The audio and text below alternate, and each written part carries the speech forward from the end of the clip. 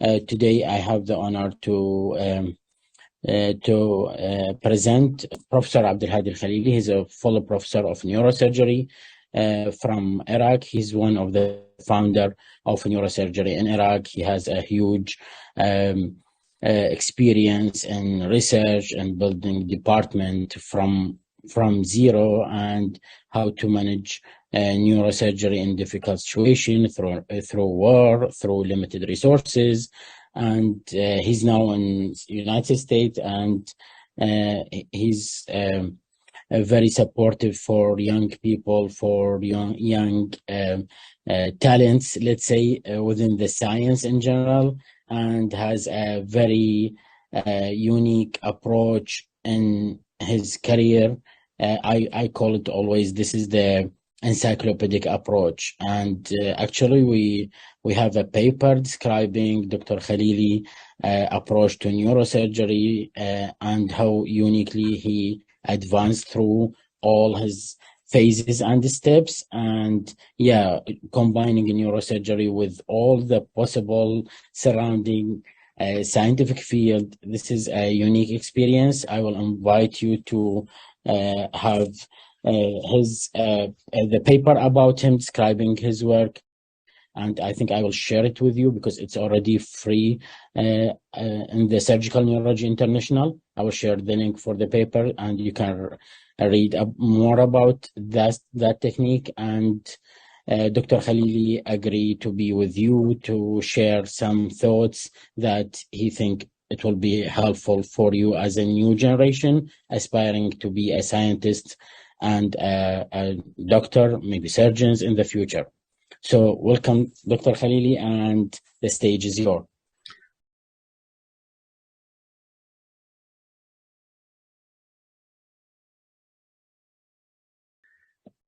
My last thing is, do you know of the chaos theory, the butterfly theory? But this is well improvised by Edward Lorenz in the early 60s. And this is a butterfly which flaps its wings in Brazil, and then there is a tornado will happen because of that in Texas, which is very important to remember. You heard of the butterfly effect? The sound okay? The butterfly effect was a doctoral thesis in 1963 by Edward Lorenz, and it was presented to the New York Academy of Sciences and laughed out of the place. It's crazy. The butterfly effect stated that a butterfly could flap its wings on one side of the world and set molecules of air in motion, then move to other molecules of air, that would eventually move other molecules of air that could eventually create a hurricane on the other side of the planet. The butterfly effect. It was nuts, but it was interesting. And because it was so interesting, it hung around forever in urban legend and movies and books until finally physics professors in the mid-90s proved the butterfly effect was accurate and viable, and it worked every time. And not just with butterflies either. It worked with any form of moving matter, including people. They gave it the status of a law. Just like the law of gravity, the butterfly effect is now known as the law of sensitive dependence upon initial conditions. And it works every time. See, Chamberlain is a human example of the butterfly effect. One guy who made one move 140 years ago, whose effect still ripples through our lives today. And you are no less an example of the butterfly effect than Chamberlain was. Everything you do matters. Every move you make, every action you take matters not just for you or your family or your hometown. Everything you do matters to all of us and forever.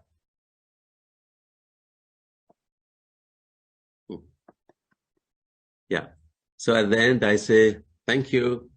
And that's my email, and that's my website. If anybody is interested to communicate and to have a look at my website, where you see a few other things there on the website. And thank you so much. Outstanding. Thank you. Thank you, Professor. it's very inspiring and in many different perspectives, connecting the past with the present with the future, and yeah, research wise, science wise, medicine in general wise, and even in life. This is really outstanding. What I have in mind is that I think many of what you start already, and for some reason it's not finished, I think it's still a viable option.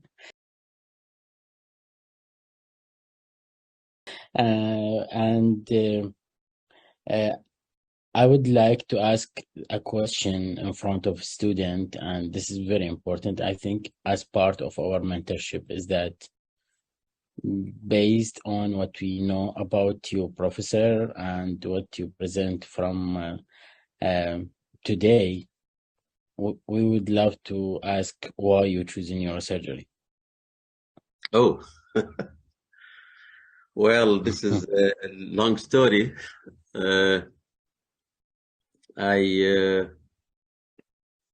First of all, I wanted to be a doctor when I was 11-year-old. And then I wanted to be, and then I failed twice in my life. So in the third year of intermediate school, I failed. I couldn't go to the science, where you have 3 lines there: science, humanity, or commercial. So for one reason or another, I failed to go for science. So I went to commercial, but I was heartbroken because I want to be a doctor, not a commercial guy, businessman. So I worked hard in my 4th year in high school. High school is only 2 years at that time, and I was exempted from the exam, from the final exam. I was the top of the class, so I went back to examine as external student for the 3rd year. They went then to the 4th year, while my colleagues went to the 5th year of commercial. I didn't mind of losing a year. So then I I finished my high school, and then I applied for medical school. I was denied that because my marks, 1 mark less in total. So I went to engineering, electrical engineering. When I was there in the class, first class, one of the guys beside me, he said, did you hear about the medical school? They are opened the door for new students to come to apply. So I got my papers and went running really from place to place. And then I reached there, and then I applied. I was accepted. In the first year, I was delinquent. I failed in biology. And then I passed that, and then I went to second. And then when I started 2nd year, I started to feel the medicine properly.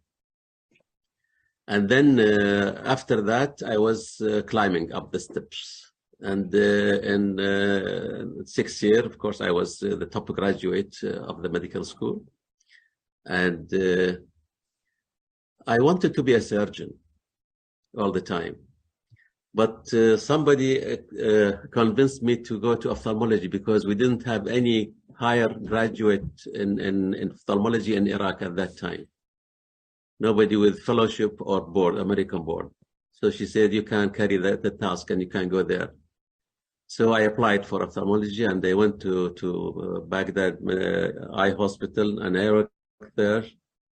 But after 2-3 months, I didn't find myself to be really in ophthalmology. So because my dream was this magic relation between the doctor and the patient, and find myself as an ophthalmologist. This is my philosophical feeling, that I'm a scientist rather than a physician, because I'm dealing with fact, dealing with cataract, dealing with the bleeding in the retina or something like that, not a human being. Nevertheless, so I stayed in ophthalmology, worked in Hilla as an ophthalmologist, and then I went to England to work ophthalmology. While I was in ophthalmology, I decided to quit. But by the way, I was accepted in 1971. I applied to different places in the world in ophthalmology, and accepted in mass eye and ear without interview. They just sent me the paper, the application, and I was accepted to start in 1974. to work in Ann Arbor ophthalmology. Nevertheless, so when I was in England doing ophthalmology, I decided to stop there. And just by sheer chance, a friend of mine who was working in the university hospital nearby in ENT, he said, well, there is a place here for neurosurgery. Did you want to apply? I said, okay, I will come. So I went there to apply, and then the interview was completed with the other people. And I was very late in my application. But they nevertheless, because of that guy and his senior, they accepted to see me, and then they gave me the post. So from there, I started to love neurosurgery and worked in neurosurgery, and really was reached. It is I'm not being bragging, but that you were the best doctor we had for the past 15 years. The secretary said he put it for the past 20 years, but that's he said then that will include me, so make it 15 years. Yeah. So that's how I came to neurosurgery. But then, and I linked between neurosurgery and orbital surgery, and as you know, I created this orbital surgery center, and then with some good experience in that field. Yeah. So I think that's a lesson. So maybe, excuse me to interrupt. That's a lesson for young people: never accept defeat and failure. If you have a decision, go for it. It's a viable example, yeah, of what failure can mean for people who want to achieve. And at the same time, I think having different background will give you an advantage when you are later in the field. Let's say, for example, if you have any background in any other field, it will be maybe an additive thing that you can add to neurosurgery when you are a neurosurgeon.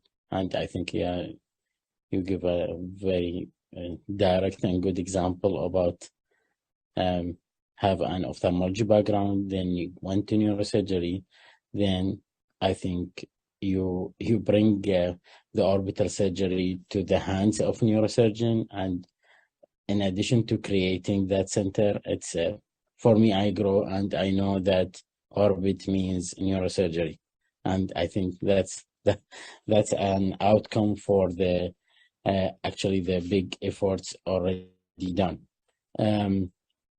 I have one last question to end that part of our session from my side. Is there any specific advice if I am a medical student, I'm practicing now in, let's say, in Mosul, in Bahrain, and I want to be a neurosurgeon? I'm not deciding yet where I would be a neurosurgeon. Is there any thing that you need to advise me, for example, in this scenario? Yeah, well, I used to advise, I will address this question to my colleagues in Iraq, junior colleagues. I told them that to be qualified as a neurosurgeon, wherever you are, in Iraq, or in Pakistan, or in Bahrain, or in UK, or in USA, isn't important to have these few letters after your name. But the main thing is to be distinguished. The main thing is to be to pursue a subspecialty. You need to be distinguished in a subspecialty. You have to pursue subspecialty. Because if you go general, nobody will listen to you. I told them something, an example of that. I told them I'm a neurosurgeon. When I went to Moorfields Eye Hospital and Hammersmith Hospital to give a talk there, if I talk to them about neurosurgery, nobody will listen, because their experience and the massive number of cases they deal with is much more than what we can offer. So we cannot offer them much. But everybody was listening when I told them about orbital surgery, because this is subspecialty. And same thing with you, Samer. When you talk about vascular surgery, this is something people will listen to. But if you talk about general neurosurgery, not many people will listen. So the main thing is to respect wherever you are. Get the proper training. Get these degrees in that center after your name, and then go for subspecialty and train yourself, and then go to different centers to train in that subspecialty. So that's their main aim. In fact, I am with an idea of, I don't know whether many people accept that or not, with a fast track. A fast track of training to go parallel with general track. A fast track of training, like if you take ophthalmology in general, you take 5 years in ophthalmology resident in the US and after your medical school and everything, and then work as general ophthalmology, and then you will be specialized in cataract surgery. And when you specialize in cataract surgery, you do nothing, absolutely nothing except cataract. And you don't need to know about anything except cataract. So why the waste of time? You do 5 years in ophthalmology, and then you do training, you do general ophthalmology and go there.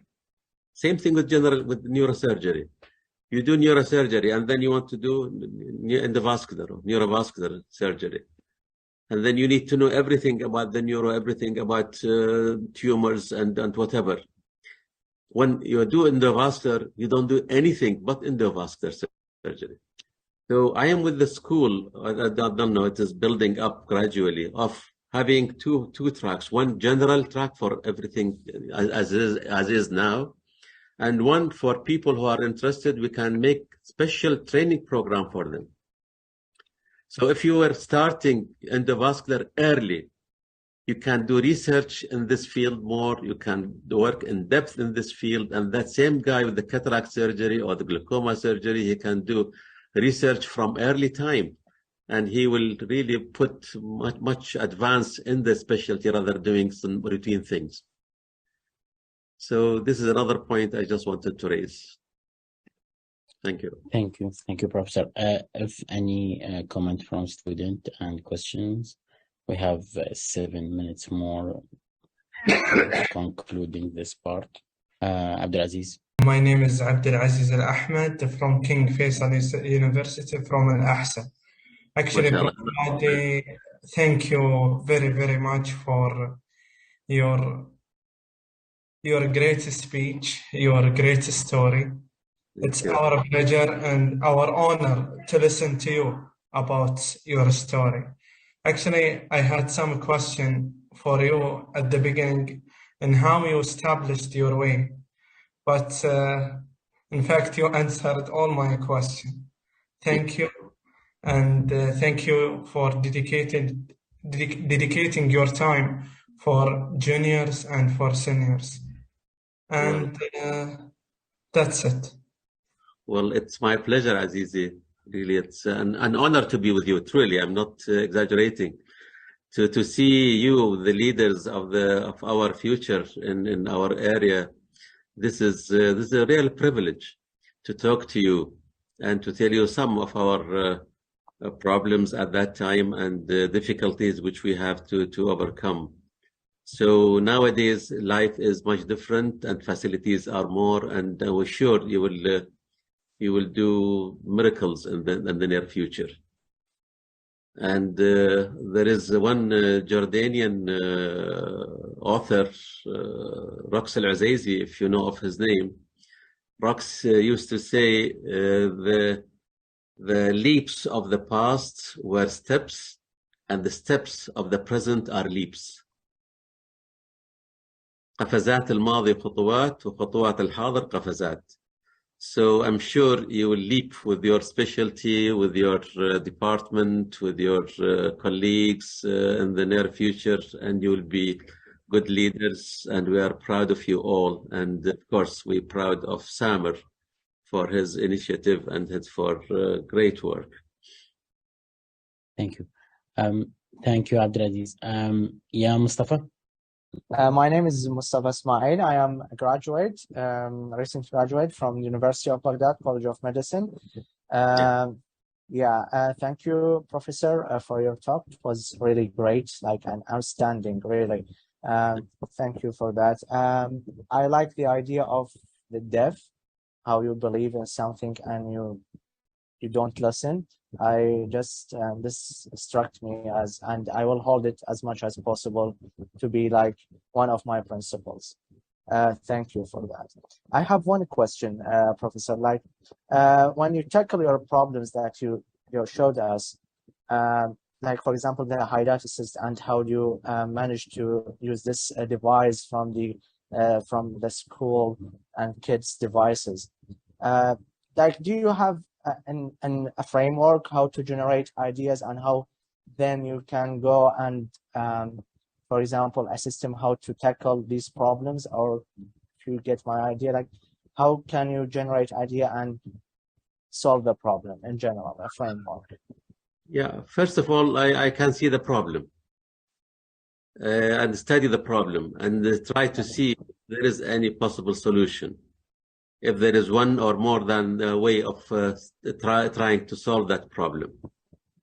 And then when I see I'm convinced of that idea, I try to explore how can I implement that.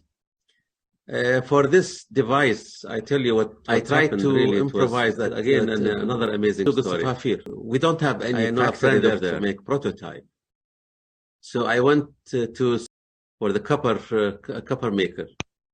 So they made me that instrument the way I designed it, and then it looked ugly because the color of the copper was not good. And then I went to a friend of mine who works in molding or this steel with the nickel to make it look like silver, and he made that, and then it was lost and somewhere. So then I went to research council. There was a lab there with a glass lab, a guy from Mosul, Muwaffaq, wonderful gentleman. And he worked with me and he made the whole instrument with all the difficulties, 3 tubes, one inside of the other with the glass. It was really something great. And then I asked a friend of mine in تصنيع العسكري at that time, who was a leader in factory making things, and he allocated one of the young engineers to make a prototype with this very, very elegant one. They presented that in a exhibition, a science exhibit in the medical school where many people came to see, and then it was stolen. So, and the story of the problem. The main thing is, as I said, you know the problem, you believe in the solution, and then you find ways to solve that problem, and then you are convinced with one solution, and then you pursue that, theorize about that, and then you make it as a prototype, and you try to. Yeah. Thank you very much. Thank you. Thank you, Mustafa, for the question. Zina, one tried to make it a short question, please. Okay, hello everyone. I'm so grateful for this opportunity. I'm Zina Al-Araji, a 5th year medical student at Al Nahrain University, Baghdad, Iraq. First, thank you, Dr. Khalili, for this inspiring presentation. I would like to ask a question. You were able to work and focus on research, although there was a very difficult times during war and having many challenges such as limited resources. How you were able to continue working in these conditions? Truly, because I was believing in myself, and I know I have a task, I have something to do. It's a responsibility, I think. So, in spite of all the difficulties, that wholeheartedly, and I had some. I was medical service in the army. I did a few other things which I did not mention. Again, stories maybe I'll tell you later on, sometime, other time. So the main thing is really to be, as Jafar was saying, to be deaf and believe in what you what you believe in and pursue it. Not, I mean, you have to listen to advices, to criticism, to people who help you, not completely close your ears from everybody, no, but close your ears from discouraging ideas, discouraging people.